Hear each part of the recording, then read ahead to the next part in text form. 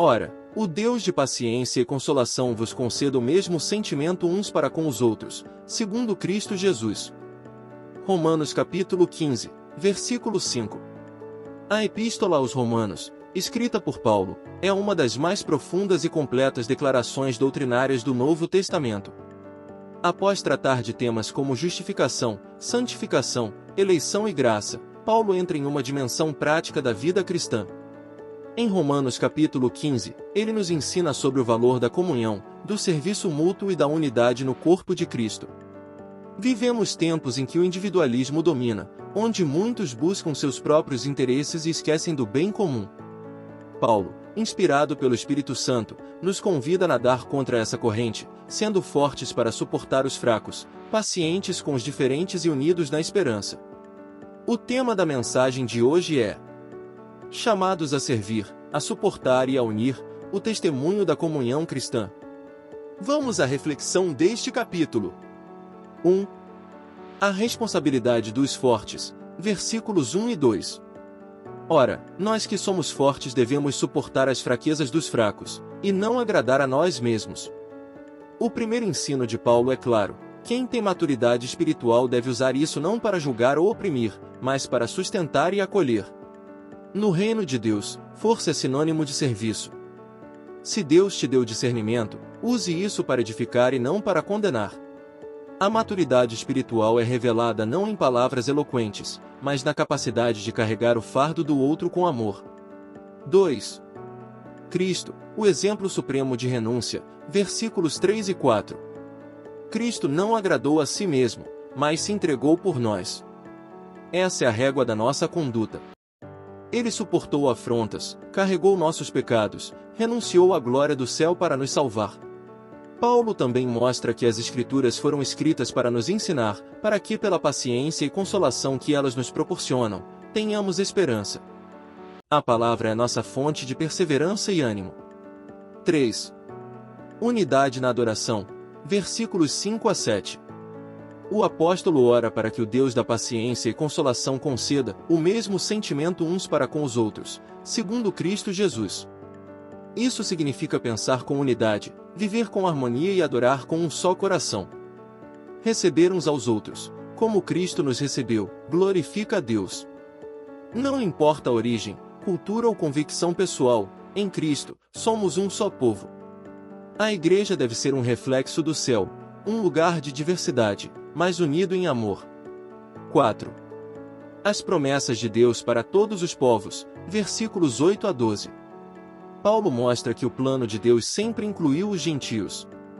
Ele cita diversos textos do Antigo Testamento para afirmar que os povos não-judeus também glorificariam a Deus por sua misericórdia. Isso nos ensina que o Evangelho é inclusivo. Não exclui pela cor, origem, classe social ou passado. Todos têm lugar na mesa da graça.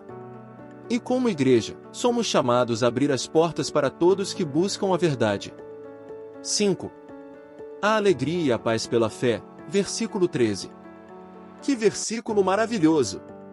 Ora, o Deus de esperança vos encha de todo o gozo e paz em crença, para que abundeis em esperança pelo poder do Espírito Santo.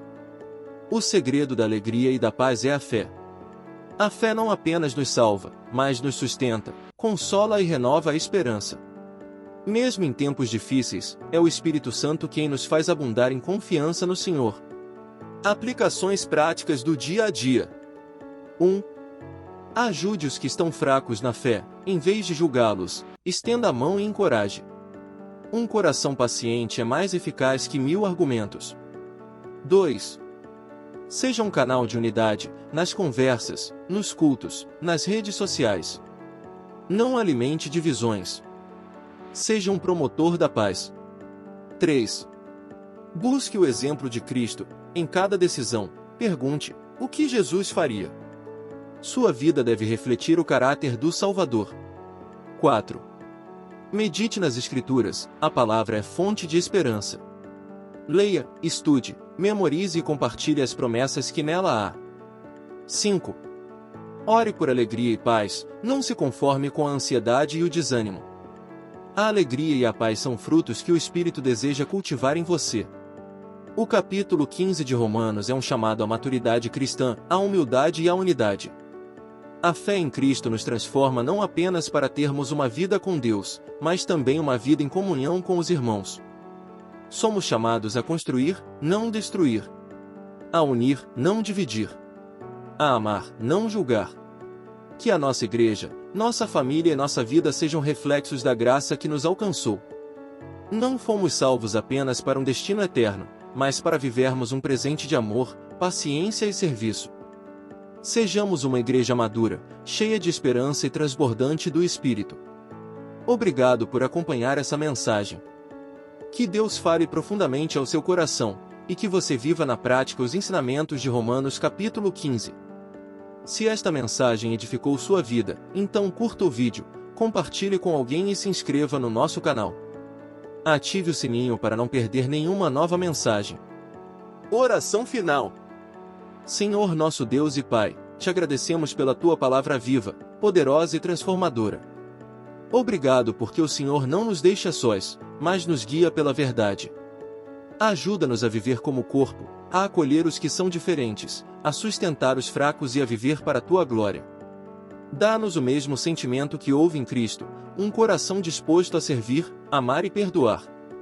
Que sejamos igreja viva, sal da terra e luz do mundo. Que não nos fechemos em nossos próprios interesses, mas olhemos com compaixão para os nossos irmãos. Enche-nos, Senhor, de alegria e paz na fé, para que abundemos em esperança pelo poder do Teu Espírito Santo. Em nome de Jesus. Amém.